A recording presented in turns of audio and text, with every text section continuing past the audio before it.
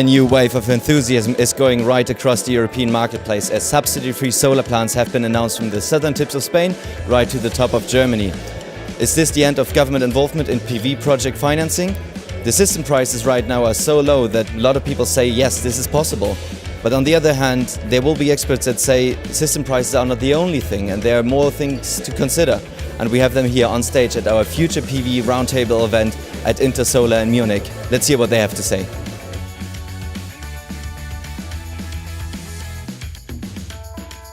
Benedikt Ortmann is the CEO of BayWa RE Solar Projects, and Benedikt has realized the Don Rodrigo solar plant, a 175 megawatt grid parity project in Spain. But Benedikt, what were the technical difficulties that BayWa had to overcome to achieve this milestone? Well, technically it was mainly, of course, costs, because technically you could say it's a standard project. It's not really rocket science. It's fixed tilt, it's polycrystalline panels, it's string inverters. So therefore, and I think it's good that it's actually standard components we are using, because we can show even with the up to date standard constellation, you could reach grid parity. Part of the debate in the panel right now was revolving around using better quality products and a more fancy technology to achieve this milestone. But you just said, well, you were actually happy that you use standard equipment. How does this go together? Yeah, well, of course, it's like looking at a car. You know, when you pimp up a car with a turbo and spoilers and what have you in order to improve its speed, for instance, you might fall short in different other sections. So there's always a risk coming with new technology. And with a proven and stable technology, we can show that we have long-term perspective on the reliability and the lifetime of the plant. And this is the key number, because the longer we can operate the plant, the lower the LCOE will come. And while BayWa RE has already realized a grid parity project in Spain, this was 175 megawatts. And the economies of scale help with the realization of such projects, but they don't apply to the residential or to the CNI sector. There, a different approach has to be found. Lior Handelsman is the VP of Marketing and Product Strategy with SolarEdge. Lior, it appears that SolarEdge is buying a whole ecosystem of different components like UPS systems or an EV powertrain company. What is SolarEdge doing with all of this? So, obviously, the world is undergoing an energy revolution, right? We see that solar energy is now at grid parity and will, in my view, become the leading source of energy for mankind in the coming probably 20 or 30 years. And in order to really enable that, solar energy needs to have storage. Solar energy needs to be more proliferated, and we see that part of that is connecting devices, connected homes, grid services, leveraging EV in order to store energy, transport energy. EVs are becoming one of the biggest loads on the grid as a whole. So we think that we are best located within that energy revolution. The inverter and the inverters are the energy managers of homes and buildings. And with what you explained, it seems everything is going to be more interconnected. And so the thought is near that you would put in place a VPP. But I think a lot of people don't know how a VPP actually works. Can you explain that a little bit? Sure. So VPPs are virtually virtual power plants. So you already have in every neighborhood, in every region, you have a lot of, let's take solar systems with EV chargers and batteries as an example. These are all what is referred to as demand-side flexible resources. Why they are flexible? Because you can time shift them. You can push solar energy into the grid, or you could put it in a battery and push it into the grid later. You can take energy from the grid and put it in a battery and use it later. Same goes for cars. So in order to manage a sustainable grid, a grid that is stable, that works well throughout the day, the network managers need to have the ability to manage all these micro generations and demand-side flexible loads. A virtual power plant is basically a cloud software that takes the data out of all these systems, pulls it together and reflects it as if it is a power plant in a specific neighborhood or as if it is a power plant in a specific area. Once the network manager has the data, how much stored energy is available in a pool of 100,000 systems. And what's the power capacity of that pool? The network manager can also command those systems to dispatch energy to the grid or take energy from the grid.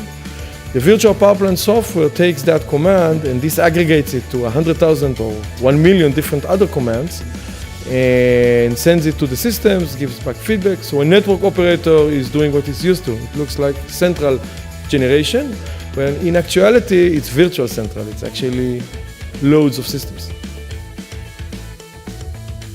Alison Finch is the VP of Marketing Europe of SolarEdge. And what role does the inverter play in all of this? Well, traditionally, the inverter has always been there to convert your DC energy coming from your PV system to AC energy to go into the grid. That's the tradition. But it's very much moving now into being the brains behind the meter to control the whole of the energy requirements and encourage self-consumption now that we've got battery as well.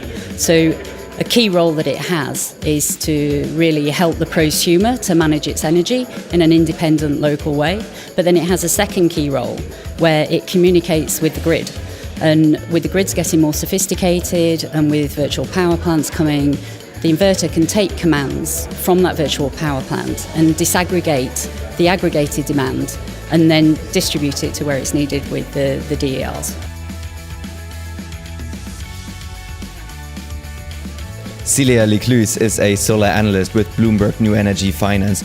Celia, what are the barriers, the legal barriers to a good use of the solar and storage assets that we have in Europe right now?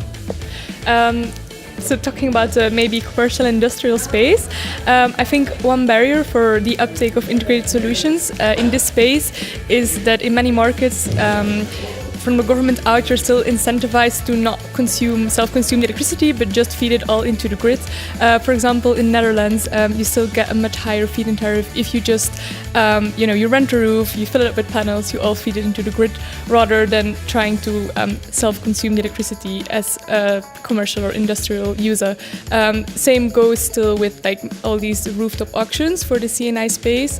So we think that as many governments are trying to phase out auctions, that this will move more towards self-consumption, but we still need a little push there from like government regulations out.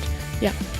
And self-consumption will be the only way to achieve grid parity in the small scale, in the distributed assets? Self-consumption is not going to drive all uptake because not everyone can self-consume.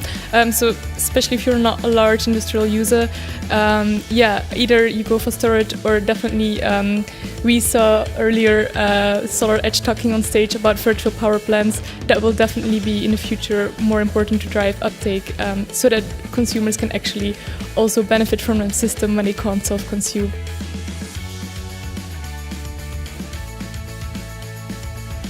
And that was it. That was the PV Magazine Future Roundtable event. And Jonathan, you've been moderating it. What are your key takeaways from today? Yeah, like there's a lot of different topics when it comes to subsidy-free PV. I think in the utility scale, we had a presentation from Benedikt Ortmann about the Don Rodrigo project that they developed in Spain, and I think some of the key metrics that he set out, some of the underlying factors that have to exist to realize subsidy-free PV in Europe really were interesting. Of course, irradiation is key, the stability in the country, the electricity tariffs. Of course, these are the things we can't really change as a solar industry. But he really set out that one of the key drivers is module costs. And in fact, that the BOS, the rest of the component prices, tend to follow module costs in terms of declines. The modules go down, everything else kind of follows suit. So modules remain, the key cost component. So getting the cost down to of the modules is really key for realizing subsidy-free in Europe. And the other topic was more about the residential or the C&I marketplaces. What did you take of this? Yeah, well, we kind of touched on the themes of digitization as well, which is really about one of the enabling factors for subsidy-free rooftop arrays, both in the commercial and industrial and also the residential space. So that's kind of themes we know quite well, like optimizing self-consumption and then integrating with storage. Things like VPPs, virtual power plants. Lior Handelsman, the founder of SolarEdge, really set out the VPP concept really well, how it can both save grid operators costs performance, so on the system level, and also deliver really good use cases for the consumer, the residential consumer as well. Of course, that's kind of enabled by battery storage, and we had Kokam, a recent SolarEdge acquisition. We had the president, Ike Hong, here. He was presenting on how kind of battery utilization and some of the developing battery technologies are going to be one of the enabling factors there. Actually, also interesting in terms of digitization was on the large scale. So First Solar